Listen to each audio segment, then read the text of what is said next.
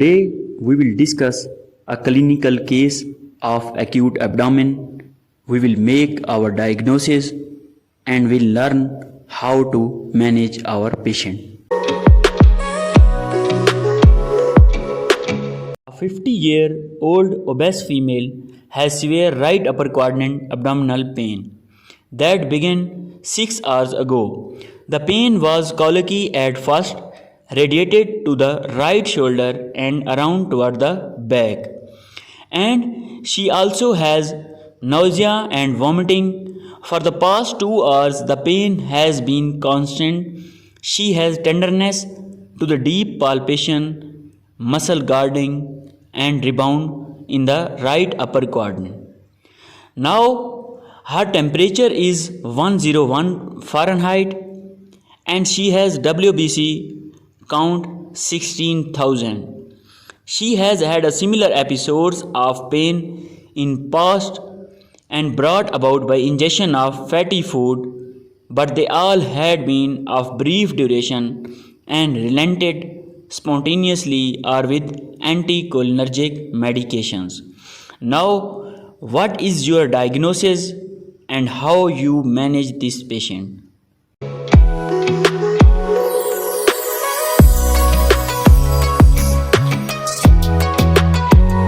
If we review the case again, our patient is 50-year-old obese female and has severe right upper quadrant abdominal pain.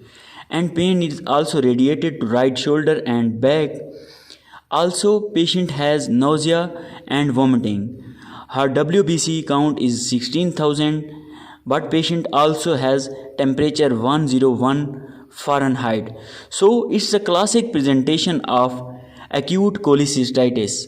Mostly, patient with acute cholecystitis has tenderness in right upper quadrant and sometimes may demonstrate a positive Murphy sign. Now, what is Murphy sign? In Murphy sign, we apply pressure in right upper quadrant and ask the patient to inspire.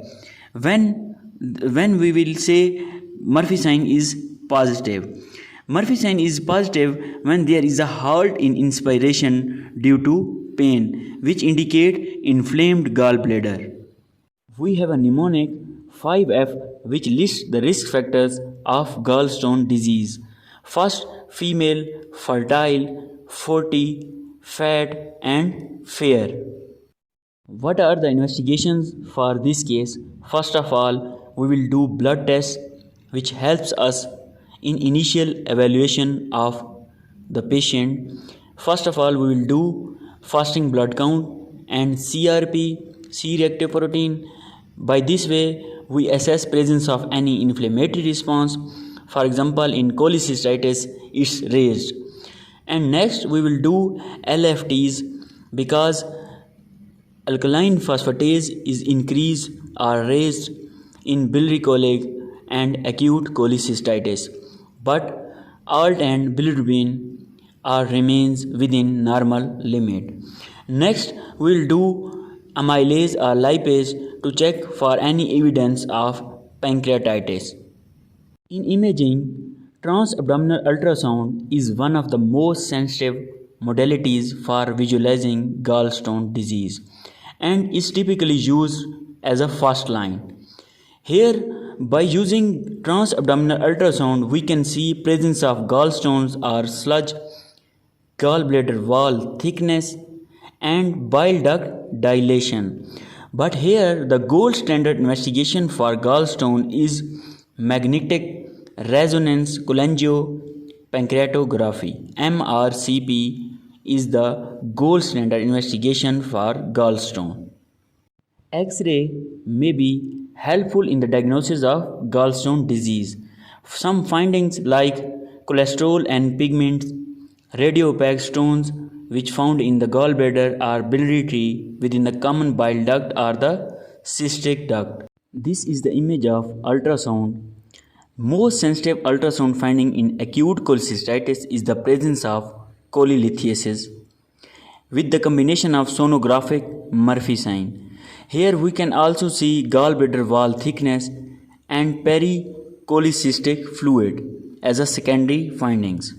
It's the CT scan of gallbladder which shows cholelithiasis, gallbladder wall thickening, and gallbladder distension.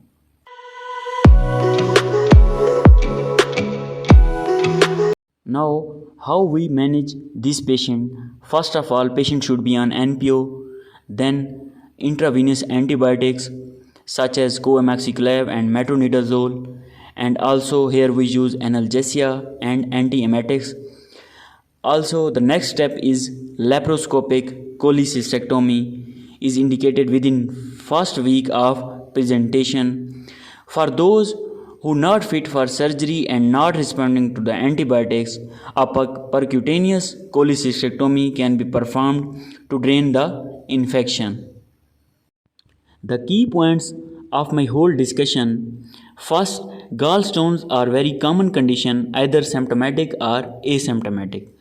Risk factor includes 5F, female, fertile, 40, fat and fair.